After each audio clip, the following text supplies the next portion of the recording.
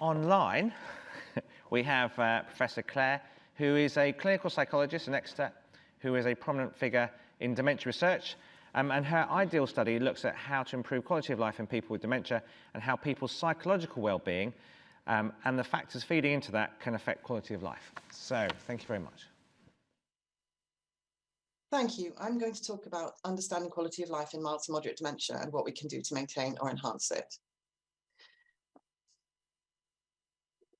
I'll begin by thinking about what we mean by quality of life and living well, and I'll then introduce the ideal research programme and talk about how we modelled quality of life and living well in that programme, looked at potentially modifiable factors associated with quality of life and at what happens to quality of life over time. And then I'll focus on how we can apply this evidence in personalised care planning, and I'll introduce you to some resources from the ideal programme. The living well with long-term conditions was defined very clearly by the Institute of Medicine in 2012 as the best achievable state of health that encompasses all dimensions of physical, mental and social well-being. They commented that it has a unique personal meaning, that it reflects a sense of comfort, function and contentment with life, and that it's shaped by the person's physical, social and cultural surroundings, and also by the effects on those people around them. So it's a very broad definition and really encompasses what we might think of as quality of life, satisfaction with life and well-being. And although and quality of life, of course, and the idea of living well with the condition is very important to everyone in the dementia field, and quality of life is often a key outcome in trials and so on.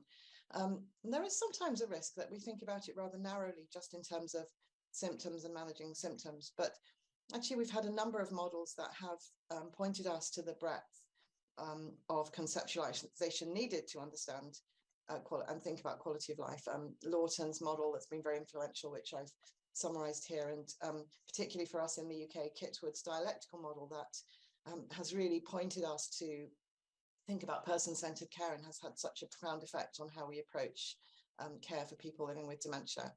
And Perlin's stress process model that highlights the influences on outcomes for carers, and that's also been adapted for people living with dementia. So we have to take this broad perspective, and perhaps a simple way to think about that is that living well is the balance of challenges and resources. Dementia brings particular challenges that can affect people's quality of life and potential to live well. And there may be a need for extra support to maintain resources. So I'm going to just introduce the IDEAL programme. This is, IDEAL stands for Improving the Experience of Dementia and Enhancing Active Life. It's now in its 10th year, it's a final year. It's a 10-year social science research programme focused around a longitudinal cohort study where we had up to 6 waves. There's a qualitative arm. We have some linked studies with seldom heard groups and a range of arts-based work to engage people with dementia and raise public awareness. The inclusion criteria for people with dementia were that they should have a diagnosis of dementia of any type. They should be living in the community at the start of on recruitment, and in the mild to moderate stage, operationalized as an MMSE score of 15 or above at the start of the study, and then we're going to follow them over time. We have involved people with dementia and carers throughout. This is our PPIE group, the Always group, Action on Living Well, Asking You. Then they chose that name themselves. Some of the members here that has evolved over time. Some are still with us, and some have moved on, and some new members have joined. They've been very important in developing the programme in many different ways. So I guess, like most good research projects, we started with looking at the existing evidence about living well and quality of life in dementia. We did a systematic review. We were only able to put into the meta-analysis studies of quality of life. We didn't find enough studies looking at measures of well-being or satisfaction with life. And we included data from 272 articles, which came from 198 different discrete studies. And we were very excited about what we were going to find. However, we didn't find as much as we expected. There were many, many small to negligible associations with quality of life. So what I've drawn out here are those that were the most robust, which were tended to be small, verging on moderate sometimes. Better quality of life was linked with good relationships, better social engagement, and better functional ability, and poorer quality of life with poorer mental and physical health and poorer care or well-being. Now that is cross-sectional. When we looked at this very important issue of what would predict improvement or decline in quality of life over time, we found no guidance at all from the available evidence, other than baseline quality of life being the strongest predictor. So we designed the ideal program initially as a 5-year program with 3 waves of data collection with the cohort, 1 year apart. And we then had a 2-year gap when funding arrangements changed. Initially, we were in ESRC NIHR large grant. Then the second part was funded as an Alzheimer's Society Centre of Excellence with 3 more waves. COVID hit us towards the end of time 4, and we moved our data collection online and did online and telephone interviewing. We had a COVID-related round at time 5 and another at time 6. And at each stage, there were additional in-depth interviews. In the second wave, also studies with seldom heard groups and arts-based work. So we had recruited, as I said, people with mild to moderate dementia, over 1,500 of them in 29 NHS sites around England, Scotland and Wales. Mostly, as would be expected in that age group, white British, and a wide age range, on average 76.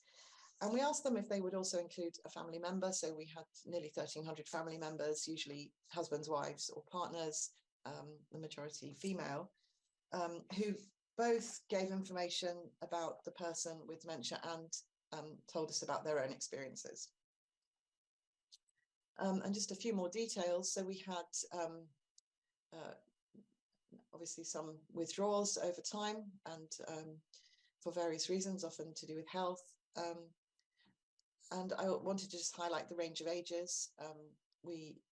In fact, our largest group were in the 80+ age group, and the range of diagnoses. So of course, the majority had Alzheimer's, vascular or mixed dementia, but we had also small proportions of people with rarer dementias, and particularly frontotemporal dementia, Parkinson's disease dementia, and Lewy body dementia, and then a small group with a range of other rare diagnoses.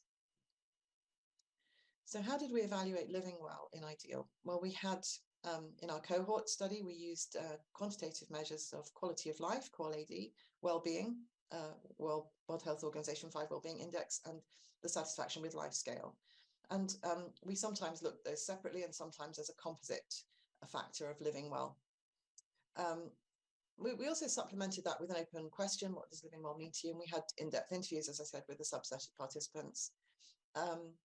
We then related those scores on the quantitative measures to experience in several life domains. And in each domain, people completed a number of measures. The domains were physical health, psychological health, social resources, social situation, and managing everyday life. We did explore reciprocal effects, the effect that the person and carer have on each other, and we were keen to look at changes over time. So first, I'm going to show you the individual associations between these life domains and living well as a composite. So here you can see these are effect sizes. All of the domains were significantly associated with living well. Within each domain, we looked at the individual factors associated in that domain with the living well measures, and then we modeled those together and looked at the association. And those domains are all important, supporting the view that a broad conceptualization is valuable. We then modeled the domains together rather than looking at them individually to see how they related to living well when they were modeled together. And I'm going to present that in a slightly different way here. And this very clearly showed us that psychological characteristics and health dominate when we model those domains together. Doesn't mean the other domains are not important, but it means we interpret that as meaning that the other domains exert their effects through the psychological domain, and how people feel emotionally and psychologically influences very strongly their ratings of living well and quality of life. So we want to see what we can do that might improve the experience of living with dementia and improve quality of life. So what I'm going to do now is take you through some individual factors within each domain, where we could think about different ways of addressing those factors to improve quality of life. So first of all, type of dementia and quality of life. So here are the numbers of people in each group. We have plotted their quality of life scores, their average quality of life scores for each diagnostic group here.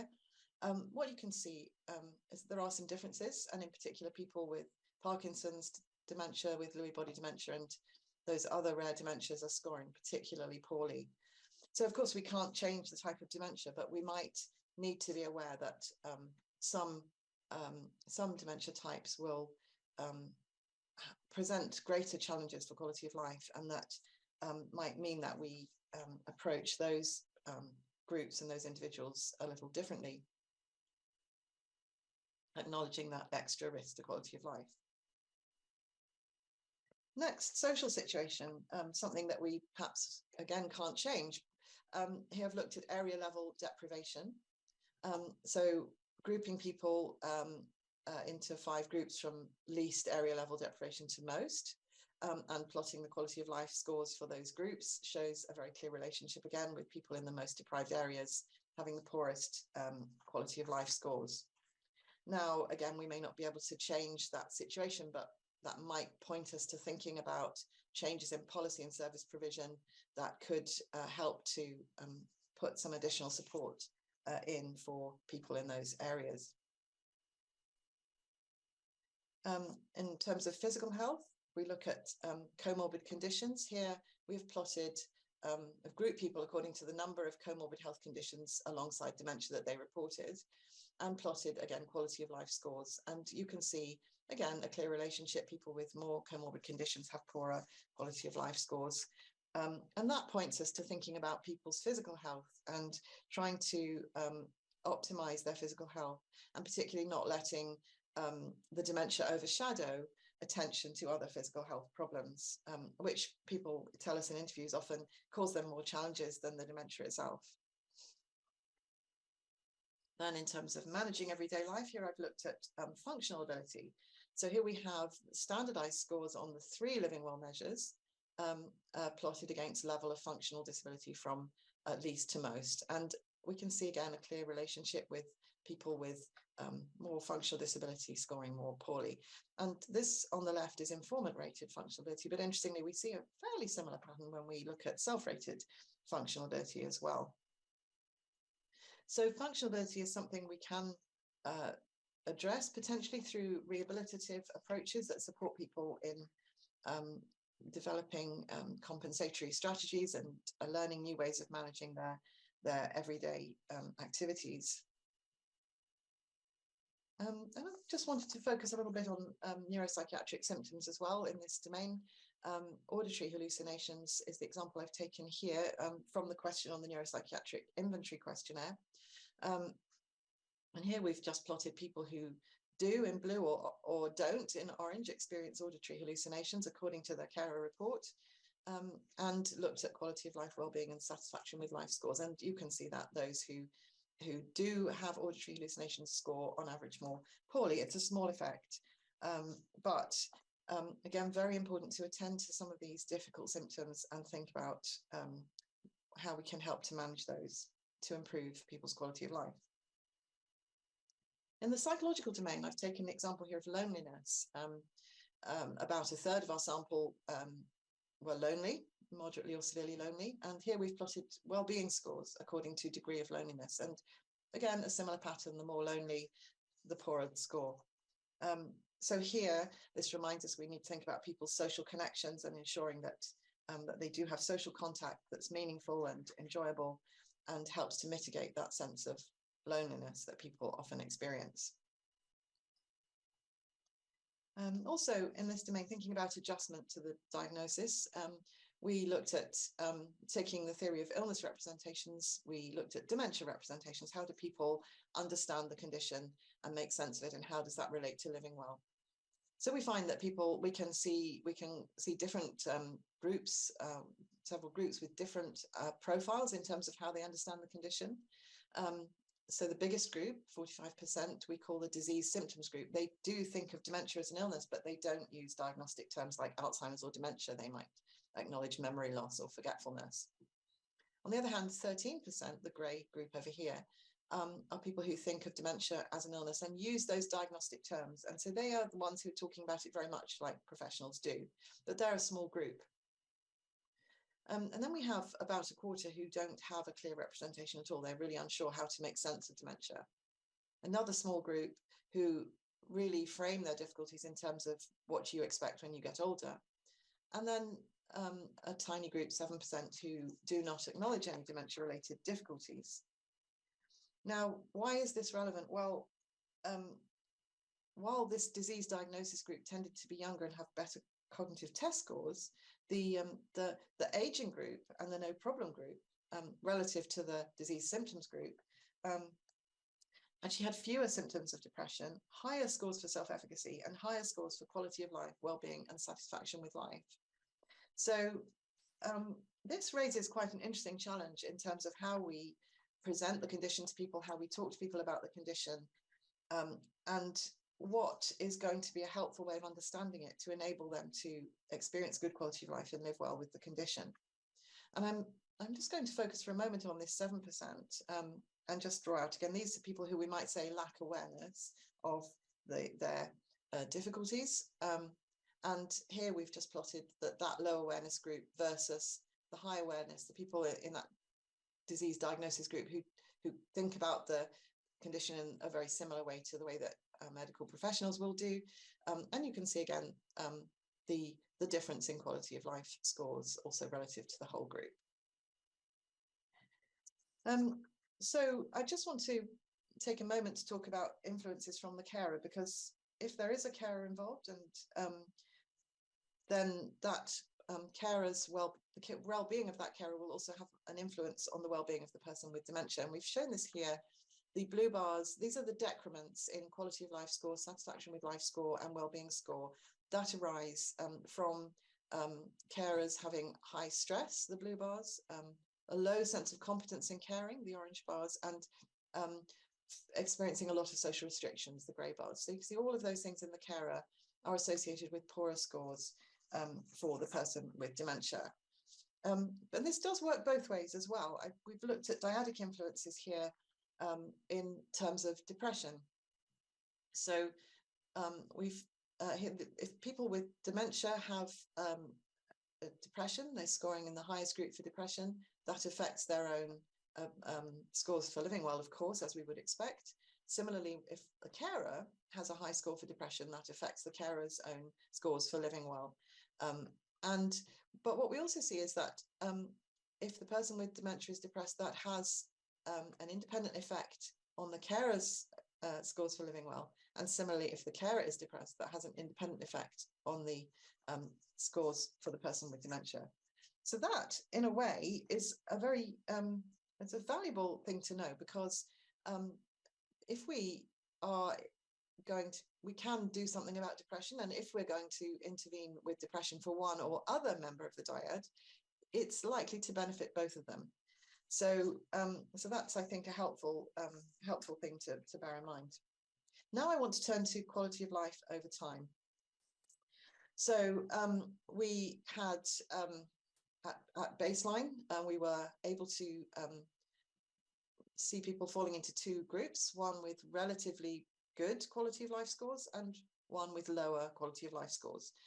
Now, the QualAD and similar measures don't have a cutoff for good or poor, but we can group people in this way, and this helps us to tease out the differences.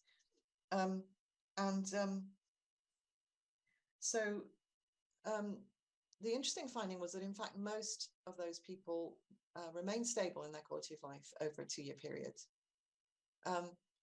So of those who start with reasonable scores, we do see a small group that decline. And we were able to identify something that distinguished them, which was that at baseline, although their quality of life was relatively good, they had higher levels of depression and loneliness and lower levels of self-esteem and optimism. So in that psychological domain, those would point to risk of decline. So the stable lower group, it tended to also experience more social disadvantage and more functional disability. And we did see a small proportion who improved in their scores. And the only way that we could really distinguish them was that they seemed to have poorer cognitive function. And we didn't really have a clear explanation for that. So essentially, we've got a picture of considerable stability, and initial analyses from the later waves also suggest that quality of life is generally stable. But where there is a decline, it's associated with increasing depression over time.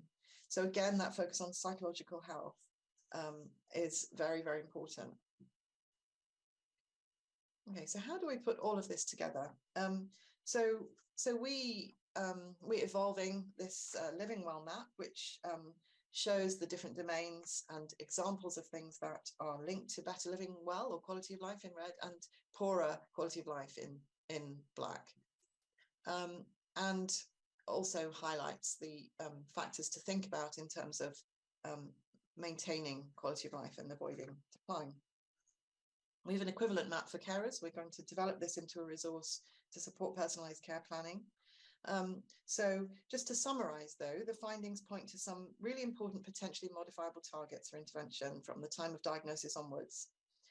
Because if you think back to the last slide, that very stable picture of quality of life suggests that where there are issues, they're going to be relevant and evident at the time of diagnosis already.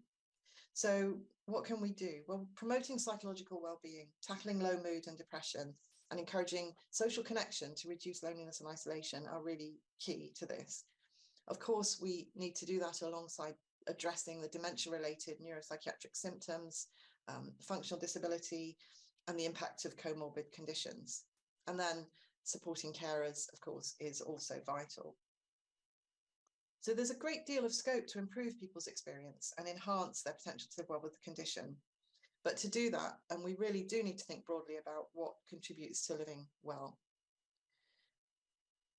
And I'd just like to finish by introducing you to some resources that we've developed in the IDEAL programme. So these are resources, first of all, co-produced with people with dementia. The Living with Dementia Toolkit, which offers ideas and resources to enable people to think about how they can live with the condition and manage it well. And an example within that is My Life, My Goals, a practical guide to help people set and reach goals related to their everyday functioning. And the participants with dementia were very emphatic that they need to be given hope at the time of diagnosis. They're given a lot of information, often not very positive, and they need to also, of course, it's important to be realistic, but they need to also have the message that there are things you can do, and it is possible to have a good quality of life,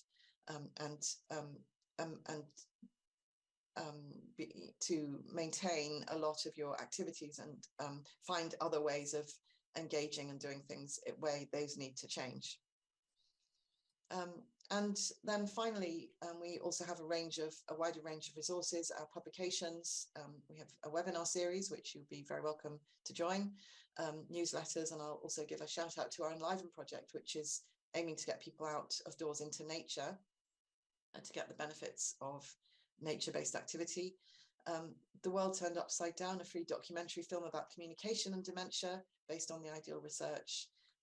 The Unfurlings, Banners for Hope and Change, created by people living with dementia, and forthcoming an opera production which will be filmed, and a book, again co-produced with people with dementia and carers, to really focus on what have we learned about living well through this programme.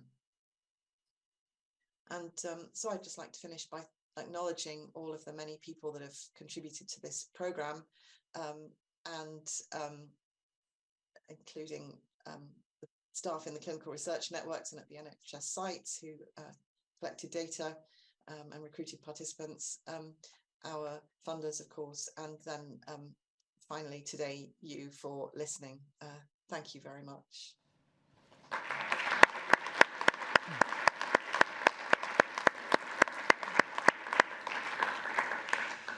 So thank you very much. I'm not sure if you can see us, but we can see you. I thought I'd just start with a question. So you mentioned about carers and carer stress and how that affects quality of life for people with dementia.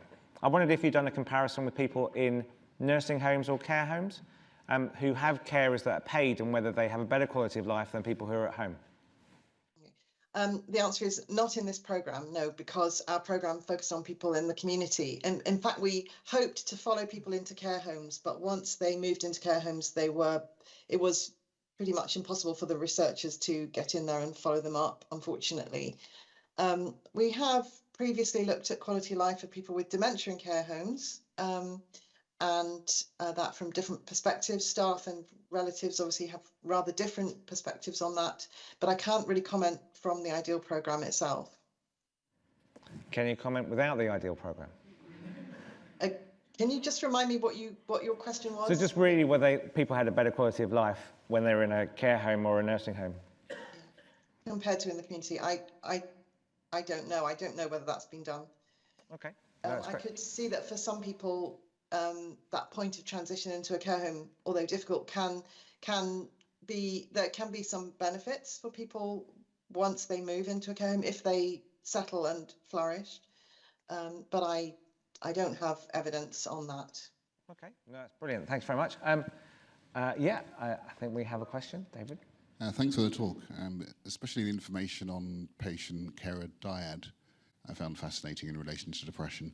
My question was just in relation to the difference in quality of life for those with Alzheimer's versus either Lewy body or Parkinson's dementia, especially in relation to the fact that if you look at what's known as the progression of Parkinson's and Lewy body, essentially at some stage the cognitive profile becomes virtually indistinguishable from Alzheimer's. So just your thoughts on speculation as to why the difference. Yeah. Well, we thought that people might obviously have some additional challenges with the movement-related aspects that might create more functional disability, and we know that functional disability is linked to poorer quality of life. So that was one thought that we had. Obviously, some additional symptoms that people experience. Maybe people have been living with disability longer when they come into the study, if they have these particular syndromes, that we're not sure about that. Or it may just also be that there is the support is less well tailored to those specific symptoms that they have. As we know, there can often be, it may have taken longer to get diagnosed correctly. We know people with Lewy body in particular may be diagnosed later, or it may be harder to get the correct diagnosis. So it could be a lot of different things coming into play, and I think it's something that we've been talking to some of our colleagues about who specialise in those areas. We know about the Diamond Lewy programme, for example, and had wondered whether there was something to follow up, perhaps in looking at the management of those conditions. So perhaps something for the future to work on. We have a question over there. Dan? Thank you. Do you have your information leaflets, or planning to, without using the word dementia, because there are like several groups, people with prodromal Alzheimer's disease, so don't have the threshold for dementia. Your group you mentioned, who don't think of it as a medical construct, and ethnic minority groups who might find it particularly stigmatizing. Yes, absolutely. And we tend to only, where we are working with people, only of course use the word dementia where they acknowledge that term. So with the Living with Dementia Toolkit, that had a slightly different origin, because it was actually started off as a COVID resource. That was funding that we had to work in COVID, and we knew that people had particular challenges at that time, and we started it off as a COVID resource, and it's grown from there. So that's why it says dementia in the title. But for the resources that we go on to produce, we would certainly try and make those as accessible and inclusive as possible. So I mean, I do think that the quality of life, living well, planning or input into personalized planning, has broader relevance. So I think it's, as you say, very important to make sure it's accessible. We have been working with different groups on the cultural sensitivity aspects, so we would follow up on that for sure in the development work. We've got room for 2 more questions. Sorry, but it's very interesting. So, first question.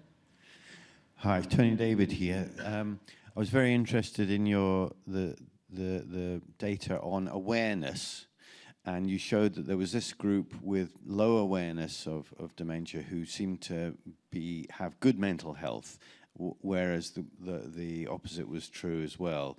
So there's a standard explanation that, well, if you're aware of dementia, then that's a very depressing thing and it makes you depressed. But do you think that's correct, or do you think there is a sort of different direction of causality? First, one interesting thing to say about that group that showed what we called low awareness, we've followed them over time, and in fact, most of them at the later waves showed that they were aware. So it's not necessarily a stable feature. People do change, and some of that might be the psychological response at the time, might be. So to me, I think of this really as a sort of dimensional thing. So there could be some degree of not wanting to accept or not wanting to acknowledge to someone that you have these difficulties, and perhaps a researcher who you don't know. And so there might be an element of that denial going on, or situational or more long-term. I mean, people who talk about aging, of course, also slightly seeing things in a different light. On the other hand, there may be some people for whom there's more of a neurological reason why they're not able to be aware. And we, as we might see in some other conditions after certain types of brain injury, for example. So I think we might be talking about a mix of phenomena there, but it's a very small group, obviously, in our cohort. So and very difficult to tease that out further. One more question, was it? One more question, a brief question, a brief answer, if that's okay. Thank you very much. So we're always going on about early diagnosis being good for people. Do you find a relationship between how early people are diagnosed with dementia and their well-being? I can't answer that from the current evidence. In fact, something that because we have currently analysed data in the 3 waves rather than from time of diagnosis, but it's actually something that we're working on right now. So I will have an answer to that question, but I don't have it to hand right now. It's a very good question, and I'm sorry, I can't tell you, but in a few months I will hopefully be able to answer that one. Perfect. Thank you very much. So, really interesting talk. Thank you very much again.